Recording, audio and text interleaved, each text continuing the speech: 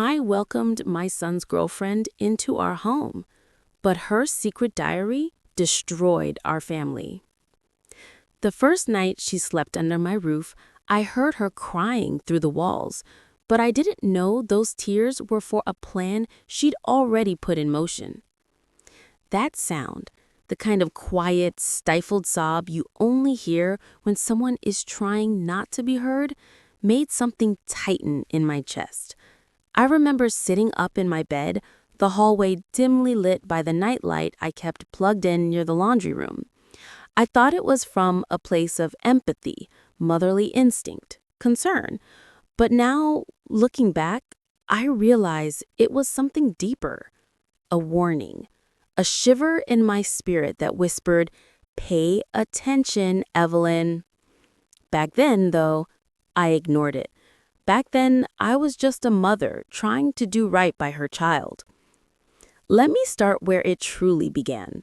Long before the tears, the diary, before the lies unraveled our family like a frayed blanket. My name is Evelyn, and until a few months ago, my life was simple, predictable, in the kind of way that feels almost like a blessing when you're old enough to appreciate it. I lived alone in the house my late husband and I bought 27 years ago. A modest, sun-warmed place on a quiet street with pecan trees lining the sidewalk. The kind of home where you can hear the mailman's whistle before he reaches your porch, where the neighbors wave even if they only know your dog's name. My days had a rhythm. Morning coffee on the back porch, a phone call with my friend Linda, who always had a fresh piece of neighborhood gossip, a walk in the late afternoon when the sun hung lower than the rooftops, dinner alone, but not lonely, not quite. I had grown used to the quiet after my husband passed. But the highlight of the week, my real joy, was always my son Marcus. Marcus was my only child, the last and best piece of my husband I still had. 26 years old, tall like his father, with that gentle way of speaking that made people lean in. He worked at an auto shop, saving every penny to open his own detailing business one day. He came by for dinner every Thursday. Didn't matter what was happening. Rain, heartbreak, overtime. That boy always walked through my doors smelling faintly of motor oil and citrus cleaner, smiling like he was home. Then one Thursday, he came with someone. Her name was Alina. She stepped into my home with soft, hesitant movements, like a deer unsure of its surroundings. She was petite, with long black hair that curled at the ends as though it had been twisted nervously around her fingers. Her smile was small, almost apologetic. And when she called me Miss Evelyn, something warm fluttered in my chest. She seemed fragile, sweet, polite in the way that made you want to offer her tea and a blanket. I noticed Marcus watching her the whole time, protective, proud, a little in love, and I could tell she leaned on him too. The way she clutched his sleeve when she talked, the way her eyes darted between us, checking to see if she was welcome. I welcomed her with open arms. Because that's who I was, a mother, a hostess, a woman who believed in giving people a safe place to land. The second time I met her, Marcus brought her over for Sunday dinner. She helped me in the kitchen without being asked, washing greens, slicing tomatoes, wiping down the counter every time she dripped water. She told me she grew up in foster homes, that stability was something she still struggled to feel. And when I saw the way Marcus rubbed her back after she told that story, I thought, well, maybe this is what he needs, someone to care for, someone gentle. Over the next month, she became a regular presence. She laughed more, sat closer to me, helped me organize my spice cabinet one afternoon while Marcus worked late. I began to think of her less as my son's girlfriend and more as, maybe one day, family. Then everything changed. One night, Marcus called. I could hear tension in his voice, the kind that comes from pressing your lips together while you speak. He said, "Mama, is it okay if Alina stays with you for a few weeks, just until she finds a place? I didn't even hesitate. Of course, baby. She's welcome here. He exhaled like he'd been holding that breath all day. I asked what happened, but he brushed it off. Said it wasn't anything serious, just her roommate being difficult. I told myself not to pry. Not every young couple likes involving parents in their business. The next evening, Alina arrived with a single suitcase and a backpack. She hugged me, her arms tighter than ever, and whispered, "Thank you. I don't know what I would have done." If only I knew then what I know now. If only I asked more questions. If only I recognized the unease behind Marcus's smile. But hindsight is a cruel teacher. The first clue, suspicion, begins. Alina settled into the guest room quietly, almost too quietly. She made her bed every morning, folded her clothes neatly, and spent most of her time reading or helping me around the house. But after about a week, little things started catching my attention. It began with the groceries. I opened my pantry one afternoon and noticed items missing: coffee pods, a brand new box of cereal, and 2 cans of soup I'd planned for lunch. Not gone, but moved, rearranged, like someone had been digging through the back. Odd, but not alarming. Then the mail. One morning, I found an envelope addressed to someone I didn't recognize. A. Carter. The handwriting wasn't mine, wasn't Marcus's, and Alina certainly didn't look like the type to send herself letters. When I asked her, she startled, hands in the sink, water splashing on the counter. "Oh, that's me. Carter is my mother's last name. I still get some things under it." Her voice trembled slightly, but I reminded myself she'd come from a tough childhood. Maybe she didn't want to explain. I let it go. But the third clue, that one I couldn't ignore. One morning, she left the house early. Said she was meeting with a job counselor at the community center. But when I went to the center that afternoon to drop off clothes for a donation, I overheard a staff member say the program she claimed to attend had ended months ago. I froze in the hallway, donation bag slipping in my hand. Why lie about something so small? When she returned that evening, cheerful and flushed from the cold, I wanted to confront her. The words sat on my tongue like something sour. But she hugged me from behind while I made dinner and said, "I'm so grateful for you, Miss Evelyn. I can breathe again in this house." And just like that, I swallowed my doubts. Because that's what mothers do. We hope, we trust, we give people chances. But I didn't know that every one of her lies was leading me straight to that diary, straight to the truth that would rip through my family like a storm. And nothing would ever be the same again. I think the moment things truly shifted, the moment doubt burrowed deeper into my chest, happened on a Thursday evening. Thursdays were always Marcus's nights. No matter what changed in our lives, he always came home for dinner. It was our ritual, our little anchor to the past. That night, I cooked pot roast with carrots the way he liked it, slow and tender. I timed everything perfectly so it would be ready when he walked through the door at 6:30 like he always did. But 6:30 passed. Then 7. Then 7:15. The pot roast was starting to dry along the edges of the pan when Alina finally walked into the kitchen. She wore one of Marcus's hoodies, the gray one with the faded logo on the chest that he'd had since college. The sleeves hung past her hands, and her hair was pulled into a messy bun. "Oh," she said when she saw the table set.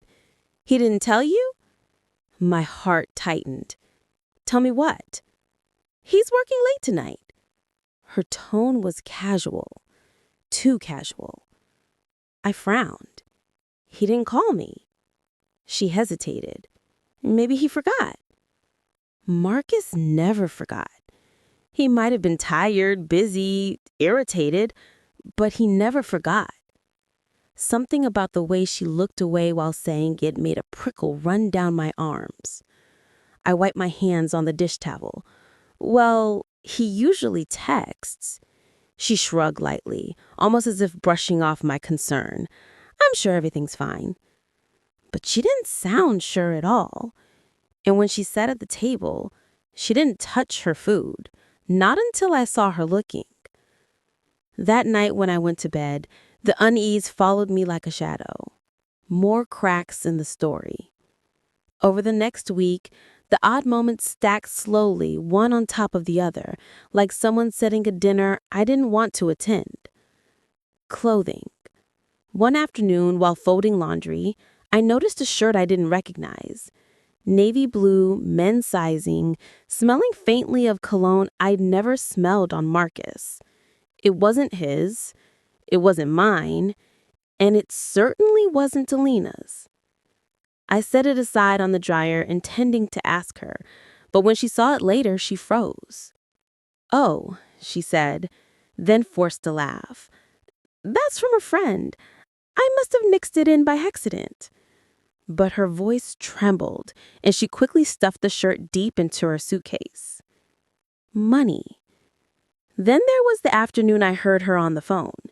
She stood in the guest room doorway, whispering fast and angry. She didn't see me standing at the end of the hall. "No, don't call me again. I told you I'm handling it. Just give me more time." A pause. "No, I said I'm not there anymore. Just stop calling." Her back stiffened as she noticed me passing by. She ended the call instantly. "Oh, Miss Evelyn. Just the bank. They mixed up something with my card." But her hand shook as she tucked the phone away. The night terror. Another clue came unexpectedly. I woke up late one night to the sound of heavy breathing, fast, frantic. I grabbed my robe and stepped into the hallway. Alina's door was ajar, her silhouette curled in the bed, shaking. I listened, hesitating, unsure whether to knock, but then she gasped, like someone trapped underwater. "Alina?" I opened the door gently. She sat up, hands clutching her chest, sweat beading at her hairline. For a moment, she looked at me like she didn't know where she was. When she finally spoke, her voice was barely a whisper. "Just a nightmare." I sat at the edge of the bed. "Do you want to talk about it?" She shook her head quickly. "No, it wasn't anything." But I could see the truth in her trembling shoulders. Something, someone, was haunting her. Still, I didn't push. I didn't want to pry into her wounds. God knows people carry hurts they don't always want exposed. I thought I was protecting her, but I realize now I was protecting the wrong person. A shift in Marcus. When Marcus came to visit next, everything in him looked off. His smile was tight. His eyes looked tired. He hugged me, but it felt distracted, as though his mind was somewhere else entirely. "How's work?" I asked as I set his plate on the table. "It's fine," he said quickly. "And you and Alina, everything all right?" He hesitated, just for a breath, but I caught it. Yeah, everything's good." But he didn't sound convinced. He barely ate, kept checking his phone. His knee bounced beneath the table. At one point he said, "Mama, if she ever says something strange about me, or if she acts weird, just know I'm doing my best, okay?" The fork froze halfway to my mouth. Why would she say something strange? He rubbed the back of his neck, a gesture he only did when he was deeply stressed. "She's been through a lot," he said quietly. "Sometimes she gets overwhelmed. Sometimes she overreacts." "Overreacts how?" But before he could answer, his phone lit up. One glance at the screen and he grabbed his keys. I I gotta go. I'm sorry, Mama. He hugged me quickly and left while I was still standing there, confused, my heart pinging with worry. When I walked him to the door, I noticed his hands shook slightly as he started the car. I watched his taillights disappear down the street, a chill creeping over me. Something was happening. Something was wrong. And I was the last one to know. The notebook appeared. A few days later, I found something that stopped me cold. It happened by accident, truly. I was dusting the living room when I noticed a small leather-bound notebook wedged between the couch cushions. Dark brown, worn along the edges, with a little silver clap on the side. I wouldn't have touched it normally. Everyone deserves privacy. But when I picked it up to set it on the coffee table, it fell open slightly. And I saw my own name. Not once. Several times. Miss Evelyn. My heart stuttered in my chest. I froze. Not reading, just seeing the words scattered across the page. But seeing was enough. There was a line half visible, half hidden. Marcus believes her. But what? I swallowed, hands trembling. I closed the diary gently and placed it exactly where I found it. My heart hammered against my ribs like it was trying to warn me. Something is coming. Prepare yourself. At the time, I told myself I wouldn't read it. I told myself privacy mattered. I told myself I trusted her. But the truth is, you don't leave a mother's name in a stranger's diary and expect her to sleep peacefully. I had no idea then that the diary was not simply a journal. It was a confession, a blueprint, a weapon, and it was about to shatter everything I loved. 2 days passed after I first spotted the diary, and I told myself, lied to myself, really, that I could ignore it, that it was none of my business, that I was overthinking, that everyone has thoughts they don't want others to see. But my name lingered in my mind like a whisper I couldn't unhear. Every time Alina moved through the house, her footsteps felt louder. Every room she entered seemed to pull tight around her. I found myself studying her more closely, how she paused before answering questions, how her eyes flickered when Marcus's name came up, how she spent long hours in her room with the door locked. And then something happened that pushed me past the point of patience. A phone call I wasn't meant to hear. I came home from grocery shopping earlier than expected. The afternoon sun slanted through the living room windows, dust floating lazily in the light. I heard her voice before I even set the bags down. "No, listen to me. I said it's working. He trusts me. He always trusts me." I froze. Her door was cracked open. I could see her silhouette sitting on the edge of the bed, one knee bouncing. "No, he has no idea. His mom? Please. She's eating out of my hand." My heart thudded painfully. Was she talking about Marcus? About me? I inched closer. Not enough to be seen, but close enough to hear. "I already have the key," she whispered sharply. "If everything goes right, I'll be out before anyone realizes." The blood drained from my face. A key? To what? To where? Suddenly, she laughed, a low, bitter sound I'd never heard from her before. "Trust me, Marcus is easy. Always has been. Once I get what's mine, I'm gone." A wave of heat rushed through my body. Shock, anger, confusion, all tangled together. Gone? What was she planning? The floor creaked beneath my foot, and in that instant, she fell silent. I backed away quickly, slipping into the kitchen just as she opened her bedroom door. When she appeared, her face was calm, too calm. She smiled faintly. "Oh, Miss Evelyn, I didn't know you were back." "Just walked in," I managed. Her eyes scanned the grocery bags, then flicked to my face.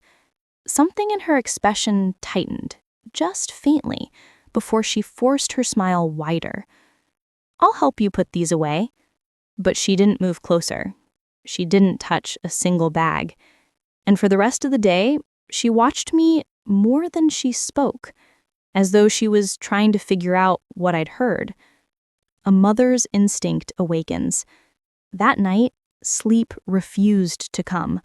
I lay awake staring at the ceiling, listening to the house breathe around me, the settling wood, the soft hum of the refrigerator, the faint rustle of tree branches outside. But beneath those sounds, my mind kept replaying her words. "He trusts me. I already have the key. I'll be out before anyone realizes. Once I get what's mine." What did she mean, what's mine? Money? Property? Marcus? My chest ached. I needed answers. But I knew confronting her without proof would just give her time to twist the story, maybe even turn Marcus against me. He loved her. He was vulnerable with her, and that scared me more than anything. So I waited. I watched. And the next clue revealed itself faster than I expected. The bank slip. The following afternoon, while doing laundry, I reached into the pocket of one of Alina's jeans before tossing them into the wash. My fingers brushed paper. I unfolded the small, crumpled slip, and my heart dropped. A bank deposit receipt, just 3 days old. Cash deposit, $1,800. Account name, A. Carter. There it was again. Carter, the name she said belonged to her mother. But the part that made my blood run cold was the handwritten note at the bottom, in neat, sharp letters. "Next payment due next month. Don't be late again." I sank on the edge of the washer. Who was demanding these payments? What was she paying for? Why did she have nearly $2,000 in cash when she claimed to be broke? My hands trembled as I folded the slip and placed it back where I found it. I wasn't ready to confront her, not without understanding the full picture. I needed to look at that diary again. The diary. This time, I open it. That night, after Alina went out for a walk, I waited 10 minutes, just long enough to be sure that she wouldn't come back quickly. Then I went into the living room. The diary was exactly where I'd seen it last, wedged between the couch cushions, just barely hidden. My heart pounded as I sat down, the leather warm under my palms. I hesitated, told myself this was crossing a line I could never uncross. But I thought of Marcus's tired eyes, his shaking hands, his half-finished sentences, and I thought of the phone call. The key, the plan, what's mine? I opened the diary. The first page was harmless, notes about her childhood, thoughts scribbled in messy handwriting. But page after page, the tone shifted. It darkened, turned strategic, cold, calculated. I skimmed until I reached the part where my name first appeared. My breath lodged in my throat. I blinked, forcing myself to keep reading. Marcus's mother is too trusting. I was right about her. My vision blurred. I blinked, forcing myself to keep reading. If I keep playing sweet, she'll give me anything I want. She practically treats me like a daughter already. Pathetic. That word sliced through me like a blade. I clutched the diary tighter, my stomach churning. I read further. The house is worth way more than they know. If Marcus doesn't want to move fast enough, I'll make him. I just need to get her on my side first. My house, my home, the one my husband died in, the one I plan to leave to Marcus one day. My breath came unsteady. But it got worse. He still doesn't know about the debt. I'll handle that later. First, I need to get them to trust me enough to access everything. Then I can disappear. Disappear? With what? With whose money? With what leverage? The pages blurred again as tears welled in my eyes.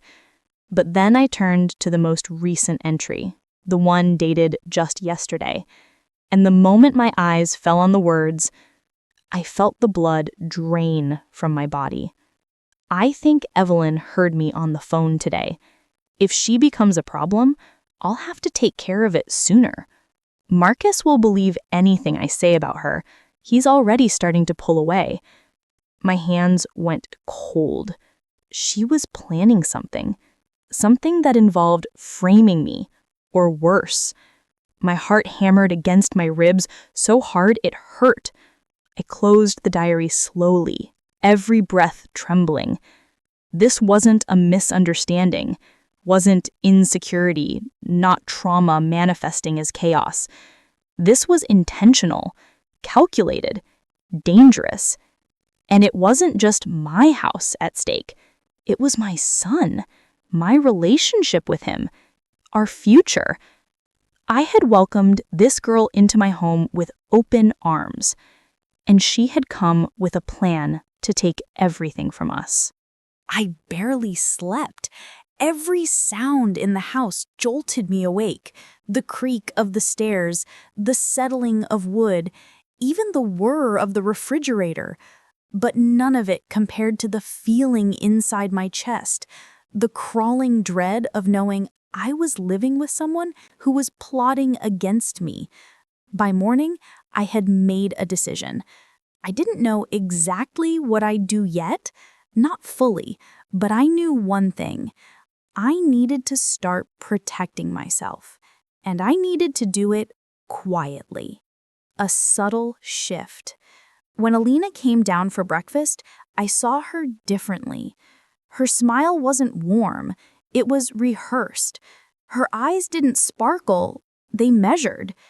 Every gesture felt like a performance she'd practiced in the mirror. "Good sleep, Miss Evelyn?" she asked as she poured herself coffee. "Yes," I lied. She studied me over the rim of her cup. I forced my hands not to clench. If she suspected I'd read her diary, everything could escalate too quickly. I had to pretend, at least for now. "I was thinking we could make dinner together tonight. Maybe I could teach you that pasta recipe Marcus likes." She was performing normal, testing me, probing for cracks. "That sounds nice," I said evenly, but I could feel her eyes lingering, searching, listening. She knew something was different. She just didn't know what. Not yet. I start gathering my own evidence. As soon as she left for her afternoon shift at the cafe, I moved quickly. I went back to the diary, not to read more, but to take pictures, page by page, every word, every date. My hands trembled as I photographed the entry mentioning "take care of it sooner," and the one about Marcus being easy to manipulate. I stored them in a hidden folder on my phone. Then I went to the deposit slip I'd found in her pocket the day before and photographed that too. That was when my phone buzzed. A text from Marcus. "Mom, can we talk later? Maybe after dinner? It's important." My stomach dropped. Important. What did that mean? Was he about to defend her? Confront me? Was she already spinning a narrative behind my back? I typed back, "Of course, sweetheart, anytime." But dread pooled in my stomach like lead. A dangerous new piece of information. Later that afternoon, while cleaning the living room, I found something wedged behind the bookshelf. A small metal key. Unlabeled. Cold and heavy in my palm. And in that moment, I remembered her phone call. I already have the key. If everything goes right, I'll be out before anyone realizes. A chill ran down my back. Was this the key she meant? What did it open? I tried it on the locked drawers in the study. Nothing. The filing cabinet? Nothing. The old chest in the hallway? Nothing. Finally, I tried the basement door. The key slid in perfectly, but the door didn't open. It wasn't a basement key. It was the old padlock downstairs, the one I hadn't touched in years, the one connected to the fireproof storage box where I kept financial documents, insurance papers, and the deed to the house. My heart nearly stopped. She had the key to our most important documents. I felt sick. Dinner. The calm before the storm. By the time Marcus came home from work, I'd put everything back exactly where it belonged, hidden my panic, steadying myself. But Alina noticed something. She watched me like a hawk while we cooked, her glances sharp, her smile tight, her posture tense. At one point, she accidentally brushed my arm and said, "You seem nervous today. Everything okay?" I forced a smile. "Yes, just tired." She didn't believe me. Marcus sat quietly during dinner, pushing his food around his plate. He kept glancing at Alina, then at me, then away, like he was caught between two worlds. Finally, he cleared his throat. "Mom, can we talk after we clean up? Just us." Just us. Alina's spoon paused midair. Her jaw tightened just barely. "Of course," I said. She stood, gathering plates, and for the first time since she moved in, she didn't hum while she worked. The silence was thick, heavy, loaded. Marcus confesses. When the kitchen was clean, Marcus motioned toward the back porch. We stepped outside, the evening air cool and smelling of rain. He closed the door behind us. For a moment, he didn't speak. Then, "Mom, Alina told me you've been acting weird, that maybe you don't trust her. Is that true?" There it was. She'd already started digging, undercutting me, preparing her story. But I stayed calm. "I've just been trying to understand her better," I said carefully. He sighed, rubbing his hands together. "She said you think you went through her things." My stomach clenched. "And that you might be trying to break us up. Break them up. Manipulation 101. I kept my voice steady, gentle. "Marcus, has she ever lied to you, even about small things?" He frowned. Confused, defensive. "Everyone lies sometimes," he muttered. "That's not the same," I said softly. "What if she's hiding something important? Something that could hurt you, or us?" His jaw tightened. "Mom, she's had a hard life. Sometimes she—" He stopped himself. "Sometimes she what?" I pressed. He shook his head. "It doesn't matter." It mattered. It mattered more than anything. But before I could push further, I felt a presence behind us. The porch door creaked open. Alina stepped out, her smile sweet as honey, but her eyes sharp as glass. She knew she was interrupting. Marcus stiffened. "I was just telling Mom," that she slipped quietly behind him, resting a hand on his arm. "Marcus, I think she already understands." Her gaze met mine, and in that moment, her smile shifted, just slightly, but enough to send a chill through me. Not the sweet smile she always used, something else, something triumphant, something that told me she thought she was winning. She leaned her head against Marcus's shoulder, still staring at me. "You don't have to pretend anymore, Miss Evelyn. Marcus trusts me." Marcus looked between us, uncertainty flickering across his face. And I realized this was the beginning of the real war. The moment each mask began to fall, the moment she decided she didn't have to hide her intent from me anymore, because she believed she had already won my son. Alina didn't say anything else that night. She didn't need to. That look she gave me, the quiet, victorious smirk, followed me long after she and Marcus went inside. It clung to me like humidity on a summer night, settling into my skin, making me restless and uneasy. I stayed outside on the porch long after the door closed behind them, listening to the soft hum of cicadas and the low rumble of passing cars. But the peaceful sounds didn't reach me. My mind spun with everything I'd read, everything I'd heard, everything I feared was still unfolding right under my roof. It was clear now. Alina wasn't just manipulative, she was calculated, and she believed she was inches away from whatever she was planning. A night of listening. I went inside, pretending to be heading toward my bedroom, but instead lingered just around the corner in the hallway. Their voices drifted from Marcus's room, muffled but distinct enough in tone to make out emotion. Marcus sounded frustrated. Alina sounded soothing. Too soothing. Like she was cradling his emotions, shaping them in her hands. "Marcus, she's just scared of losing you," Alina said softly. "I know, but," she started. "But nothing," she whispered. "You're a grown man. You don't need her approval for everything." I closed my eyes. It wasn't the words themselves. It was the way she said them. A gentle push, disguised as comfort. A slow, delicate loosening of the bond between mother and son. Marcus sighed.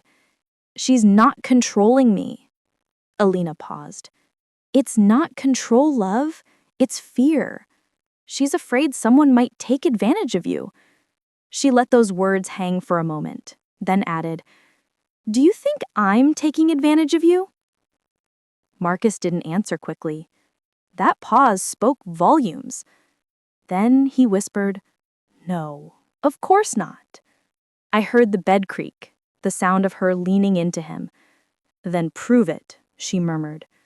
My heart clenched. "Prove it? Prove it how?" The answer came moments later in a soft murmur that hit me like a slap. "You need to set boundaries," she whispered. My breath caught. "The house?" Marcus repeated, hesitant. "Yes," she said. "You should be the one making decisions about your future, not her." Another pause. "She doesn't need to control everything," Alina added. "And once you show her that, she'll back off." My stomach twisted.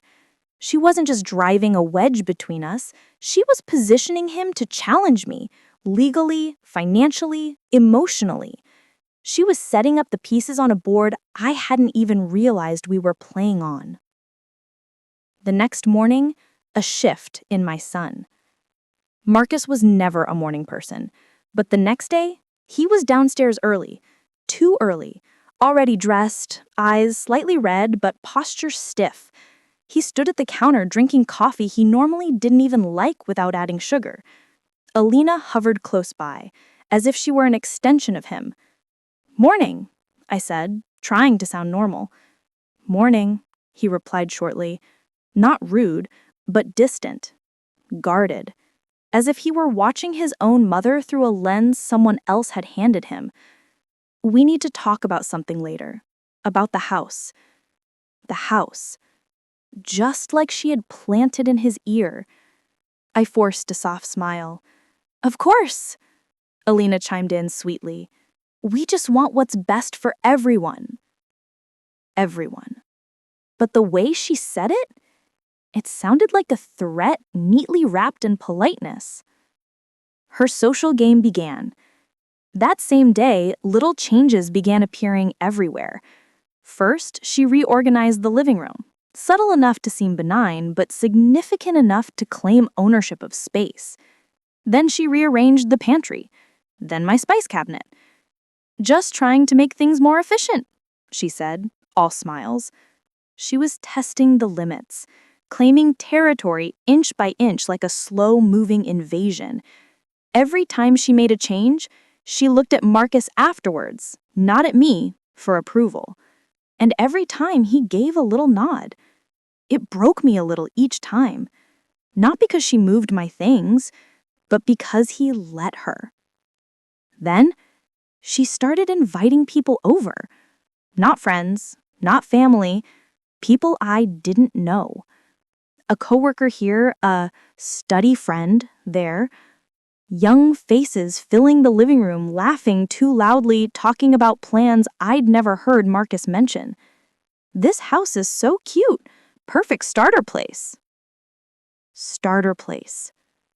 I felt something crack inside me. This isn't a starter house, I said with a measured calm. It's been our home for nearly 20 years. Oh, well, it feels like it could easily be someone else's soon. She meant nothing by it, probably. But Alina's eyes flicked toward me with that same little glint. She heard it, registered it, enjoyed it. Marcus didn't notice.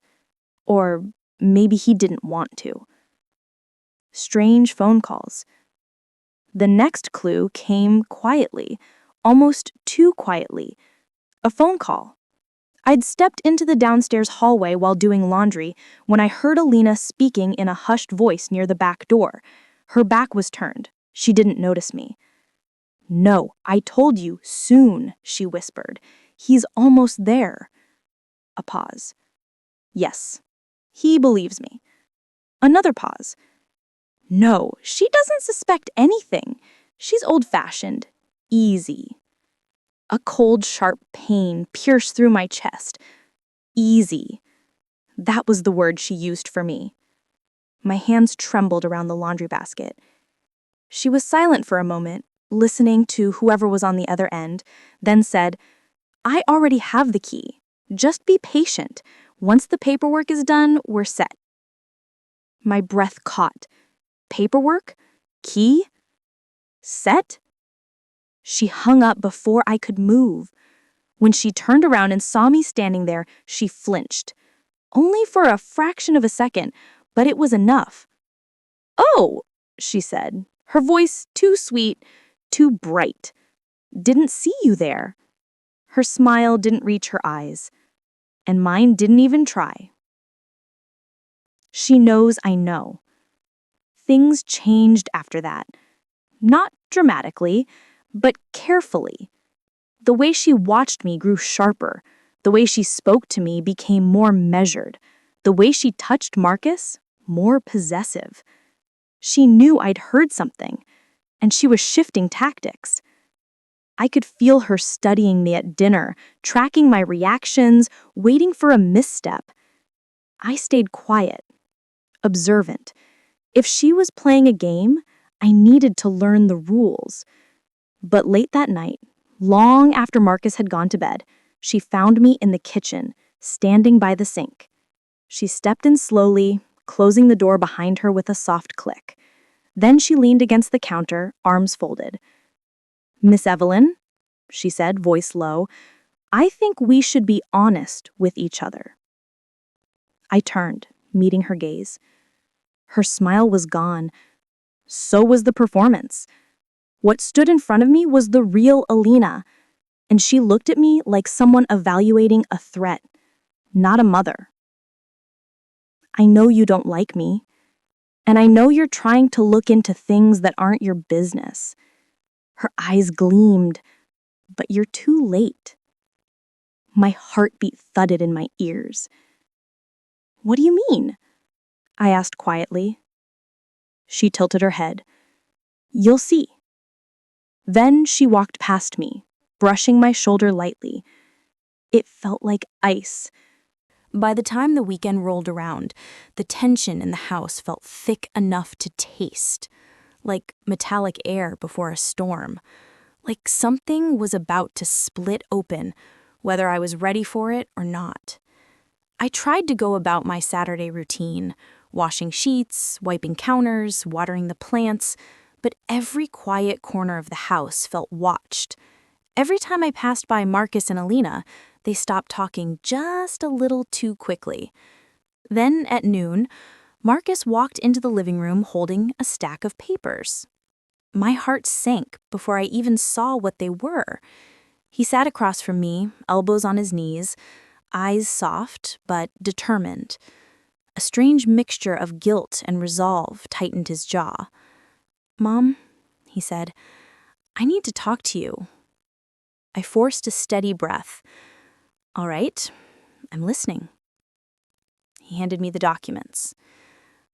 I didn't want to touch them, but my hands, betraying me, reached out and took them anyway. The title across the top hit me like a slap. Transfer of ownership intent, preliminary agreement. I stared at it, feeling the air drain from my lungs. "Marcus," I whispered, "what is this?" He swallowed hard. It's just a preliminary thing, not official, not filed." "But it exists," I said, my voice trembling. "Why? Why would you even need something like this?" Before he could answer, Alina walked into the living room with the calmness of someone who'd been waiting for her cue. "It's to help Marcus plan his future," she said gently, stepping beside him. "You've always done everything for him. This is just him taking some responsibility." My fingers tightened around the papers. "Responsibility?" I repeated quietly. "Or control?" Alina smiled, didn't flinch. "Evelyn, you're being emotional. It's okay. Change is hard." Those words, "you're being emotional," were like gasoline on a fire because it was calculated, dismissive, aimed right at the heart of who I was. But I wasn't ready to explode. Not yet. So I turned my eyes to Marcus. "Baby, do you want this? Do you truly want this?" His mouth opened, closed. He searched for words.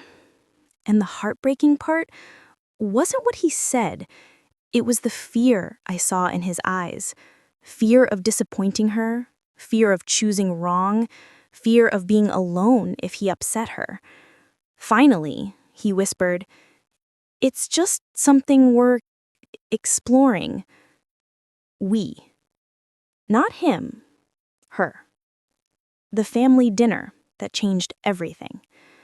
The following evening was supposed to be a simple family dinner. Roast chicken, mashed potatoes, green beans with garlic and lemon. A meal I'd made 1,000 times. A meal Marcus loved since childhood. I invited my sister Marilyn and her husband, thinking maybe their presence would ease the atmosphere, give the house a sense of normal again. But Alina, she came down in a tight, expensive-looking black dress, curled hair, makeup flawless. It wasn't a family dinner outfit. It was a performance. Marilyn raised her brows at me, subtly, silently, asking, "Is everything all right?" I nodded, faintly. No point in ruining dinner before it even began. The meal started fine. A little quiet, but civil. Marilyn talked about her garden. Her husband complained about a contractor. I sliced the chicken and tried to breathe. Then Marilyn said something innocent. Too innocent. "So, Alina, what are your plans after graduation? Moving to your own place? Staying in the city?" I felt the table freeze before anyone responded. Alina dabbed her lips with her napkin and smiled sweetly. "Oh," she said, "we're thinking of making some changes around here instead." Marilyn blinked. "What kind of changes?" Before I could intervene, Alina continued. "Well, Marcus and I have been discussing taking over the house.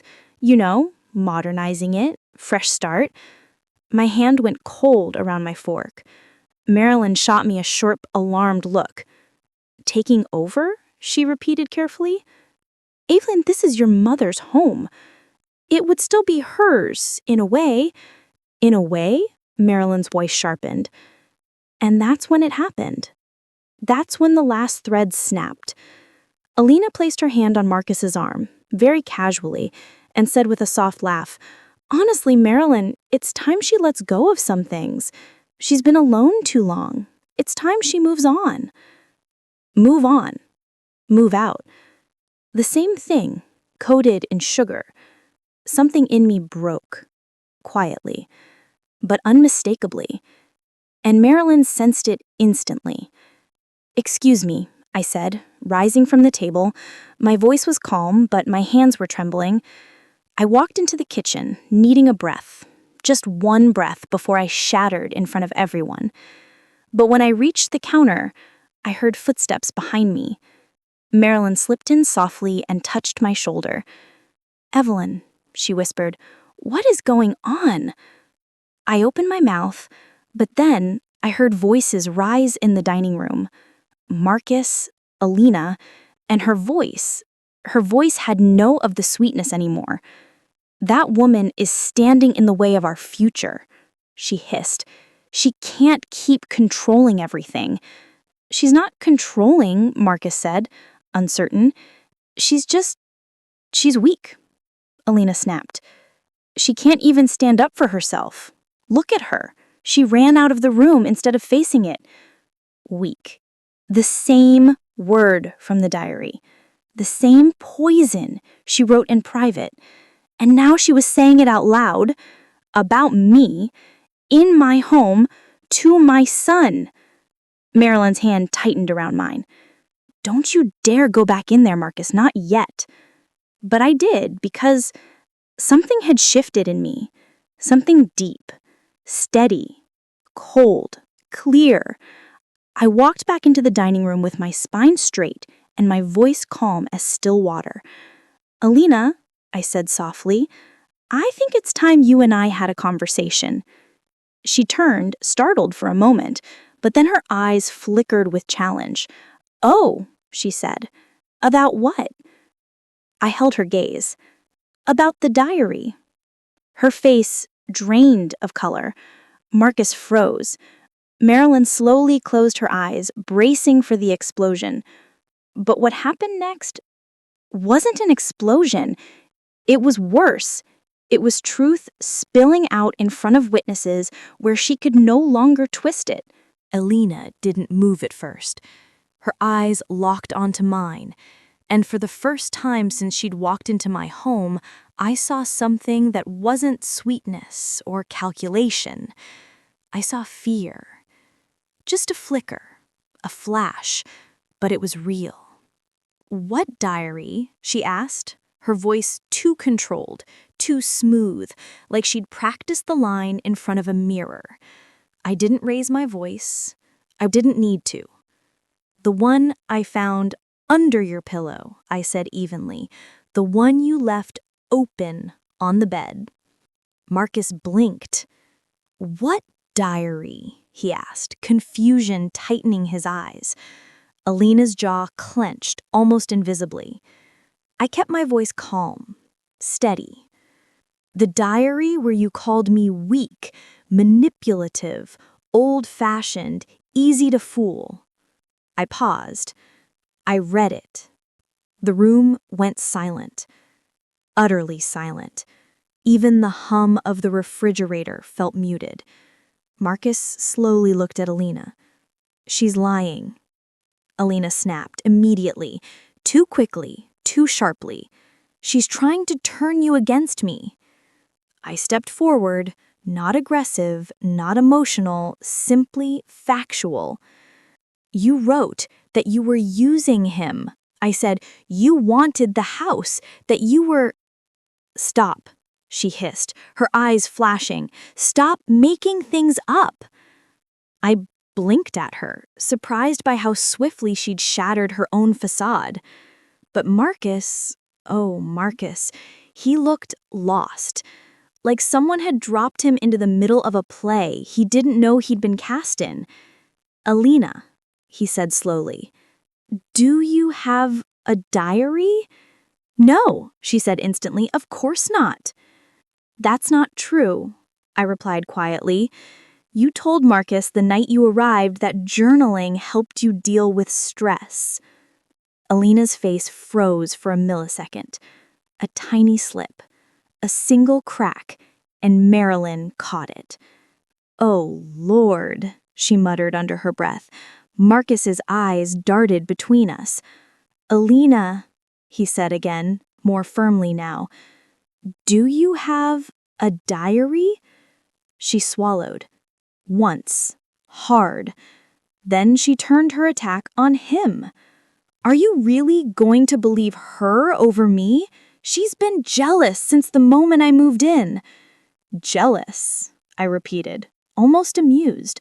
Of what, sweetheart? What do you think I'm jealous of? Alina's eyes narrowed, and with a voice dripping with contempt, she said, of losing control. Marilyn gasped softly. Even Marcus looked stunned by the venom in her tone. I stepped closer, my voice low enough that she had to listen. I said, if you're so certain I'm lying, then you won't mind if I go upstairs and get the diary. Her breath caught. Just slightly. Barely noticeable. But I noticed. Marcus noticed. Marilyn certainly noticed. No, she said quickly, too quickly. You can't just go through my things. I tilted my head. I reminded her quietly, you said you didn't have a diary. So what things am I going through? Her lips parted, then slammed shut. Checkmate. Marcus's face changed slowly, like a door creaking open in his mind. Alina, he said again, this time with something new in his voice. Suspicion. Worry. Doubt. Let me see it. No, she snapped, her voice cracking now. It's private. Marcus pushed his chair back and stood. Private means something exists. You told me you didn't have one. Her eyes widened. The room shrank. Everything seemed to tilt. Then something in her broke. Her face hardened. Not in fear, not in panic, but something colder. Resentful. Cornered. Ruthless. You want to see it? She hissed. Fine. She turned sharply and stormed upstairs. The air left the room in her wake. Marcus stood frozen, paling by the second. I didn't know she wrote anything like that, he whispered. Mom, I swear I didn't. I know, I said, placing my hand on his back as he shook. I know, I baby. But even as I comforted him, I knew.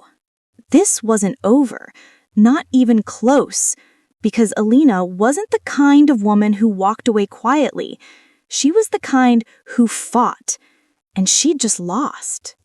The house felt too quiet after Alina left. Not peaceful, just quiet, in that hollow, pressurized way a room feels after someone has screamed in it. The air still vibrated with her anger, like it clung to the walls. Marcus sat at the dining table with his hands steepled against his forehead. The diary lay open in front of him, pages fluttering slightly from the ceiling fan. I didn't need to read more. I'd seen enough. He'd seen more than enough. But it wasn't over. Not with a girl like her. Not with a heartbroken, humiliated manipulator who had just watched her carefully woven plan collapse in front of her. She wasn't the type to slink quietly into a taxi and disappear. She was the type who burned the field behind her. And I felt it, deep in my bones, the tremor before the final wave. It came 3 days later. Marcus had barely spoken since she left. He stayed home from work, stayed mostly in his room, and walked around the house like he was both grieving and trying to rewind time by sheer will. I gave him space. Marilyn checked in every day. The silence was heavy, but it was healing. And then, at 7:42 p.m. on a Wednesday night, the doorbell rang. Marcus, who happened to be walking down the hall, reached it first. Then I heard her voice. High, cold, tight. House felt too quiet after Alina left. Not peaceful, just quiet in that hollow, pressurized way a room feels after someone has screamed in it. The air still vibrated with her anger, like it clung to the walls. Marcus sat at the dining table with his hands steepled against his forehead. The diary lay open in front of him, pages fluttering slightly from the ceiling fan. I didn't need to read more. I'd seen enough. He'd seen more than enough. But it wasn't over. Not with a girl like her. Not with a heartbroken, humiliated manipulator who had just watched her carefully woven plan collapse in front of her. She wasn't the type to slink quietly into a taxi and disappear. She was the type who burned the field behind her. And I felt it, deep in my bones, the tremor before the final wave. It came 3 days later. Marcus had barely spoken since she left. He stayed home from work, stayed mostly in his room, and walked around the house like he was both grieving and trying to rewind time by sheer will. I gave him space. Marilyn checked in every day. The silence was heavy, but it was healing. And then, at 7:42 p.m. on a Wednesday night, the doorbell rang. Marcus, who happened to be walking down the hall, reached it first. Then I heard her voice. High, cold, tight. Marcus, we need to talk. My stomach clenched. She hadn't left. She'd regrouped. I came to the door slowly. Marcus looked exhausted, like her presence drained the air out of him. "What do you want, Alina?" he asked quietly. Her eyes were red, angry red, not weeping red. "I want my dignity back," she snapped. "Your dignity?" Marcus repeated, baffled. "You wrote those things." "And you read them," she shot back. "My private thoughts violated."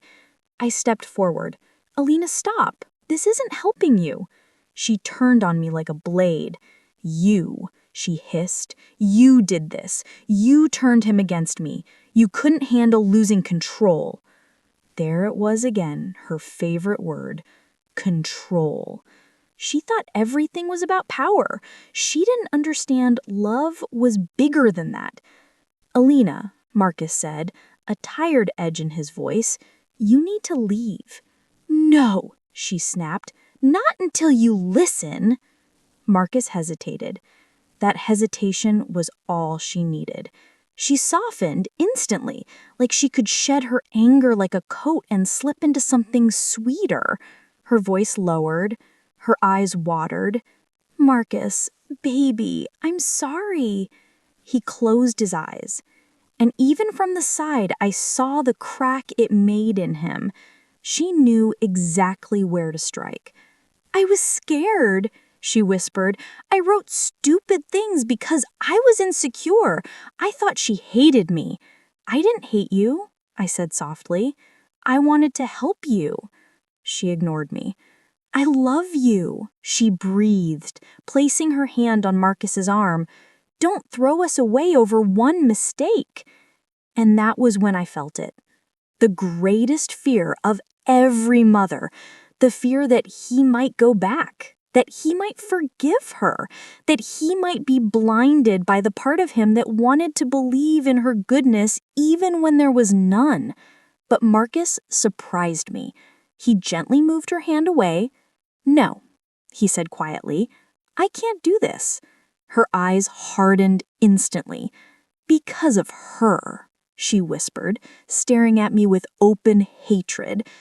"Because of you," Marcus corrected. "Because of what you wrote." She swallowed hard, fury rising through her composure. "You think you can throw me away after everything I did for you?" Marcus shook his head. "What you did was lie." And with a voice that slowly, painfully broke, "And what you wanted was never me." That was when something in her snapped so visibly it felt like the air cracked. Her voice rose, sharp as glass. "You're a fool," she spat. "Both of you. Pathetic, small-hearted fools." Marcus flinched, just a little, But he didn't back down. "Goodbye, Alina," he said. "Don't you dare!" He closed the door. She hit it. Hard. Once. Twice. Then again. Screaming words I couldn't even understand through the wood. Marcus leaned his forehead against the door as she raged. I didn't try to touch him this time. He needed strength, not soothing. After a minute, the pounding stopped. Her footsteps retreated. Her car engine started, and she was gone. This time for real. The next morning, Marcus came downstairs with dark circles under his eyes, but something else in them too. Clarity. He called her, he said, told her it's over, for good. I nodded slowly. How did she take it? She said I was dead to her. His voice didn't break. He exhaled. She also said she hopes I rot. I swallowed. I'm sorry. He shrugged. It's better to know who someone really is. Then he looked at me, really looked at me, for the first time since the diary. Mom, you were right. I didn't celebrate. I didn't say I told you so. I didn't even smile. I just reached for his hand. I wish I hadn't been, I whispered. He squeezed my fingers and nodded. I'm proud of you, I told him, for seeing the truth, for standing up, for choosing yourself. He let out a long breath, like the first real breath he'd taken in days. I think I'm finally done with women like her. Oh no, I replied gently. You're not done. You're wiser. A tiny smile tugged at the corner of his mouth. Marilyn walked in then, holding a bag of muffins like she'd been waiting for the right moment. Well, she declared, are we finally free of the demon child? Marcus groaned. Please don't call her that. Fine, the dragon spawn. Marilyn, I warned. What? She shrugged. We need to cleanse this house emotionally, spiritually, possibly with sage. Marcus laughed, actually laughed for the first time in weeks. And just like that, the heaviness broke. Not completely, not instantly, but enough. Enough to breathe. That night, when the house was quiet again, Marcus came to the doorway of my room. Mom? Yes, baby. Thank you, he said softly, for protecting me, even when I didn't want you to. A tear slipped down my cheek. That's my job, I whispered. He hesitated. Then, I love you.